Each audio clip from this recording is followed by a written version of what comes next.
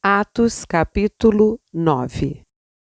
Saulo, respirando ainda ameaças e morte contra os discípulos do Senhor, dirigiu-se ao sumo sacerdote e lhe pediu cartas para as sinagogas de Damasco, a fim de que, caso achasse alguns que eram do caminho, tanto homens como mulheres, os levasse presos para Jerusalém. Enquanto seguia pelo caminho, ao aproximar-se de Damasco, subitamente uma luz do céu brilhou ao seu redor. Ele caiu por terra e ouviu uma voz que lhe dizia: Saulo, Saulo, por que você me persegue? Ele perguntou: Quem é o Senhor? E a resposta foi: Eu sou Jesus, a quem você persegue. Mas levante-se e entre na cidade, onde lhe dirão o que você deve fazer.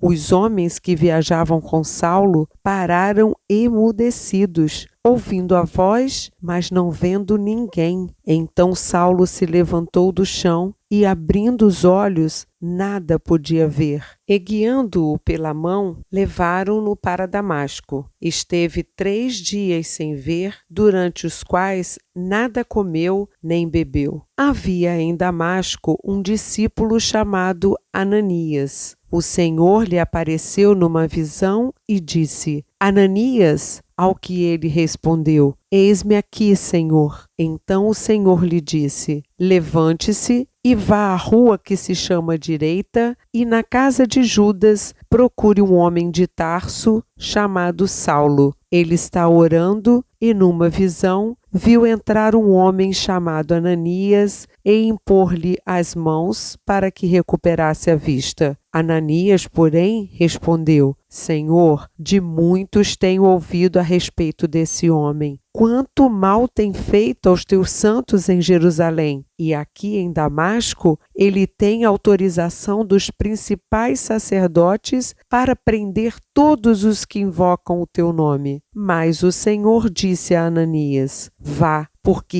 este é para mim um instrumento escolhido para levar o meu nome diante dos gentios e reis, bem como diante dos filhos de Israel, pois eu mesmo vou mostrar a ele quanto deve sofrer pelo meu nome. Então Ananias foi e, entrando na casa, impôs as mãos sobre Saulo, dizendo: Saulo, irmão, o Senhor Jesus, que apareceu a você no caminho para cá, me enviou para que você volte a ver e fique cheio do Espírito Santo. Imediatamente caíram dos olhos de Saulo umas coisas parecidas com escamas, e ele voltou a ver. A seguir, levantou-se e foi batizado, e depois de comer, sentiu-se fortalecido. Saulo permaneceu alguns dias com os discípulos em Damasco, e logo nas sinagogas proclamava Jesus, afirmando que ele é o Filho de Deus. Todos os que ouviam Saulo estavam atônitos e diziam: Não é este o que exterminava em Jerusalém os que invocam o nome de Jesus? E veio para cá precisamente para prender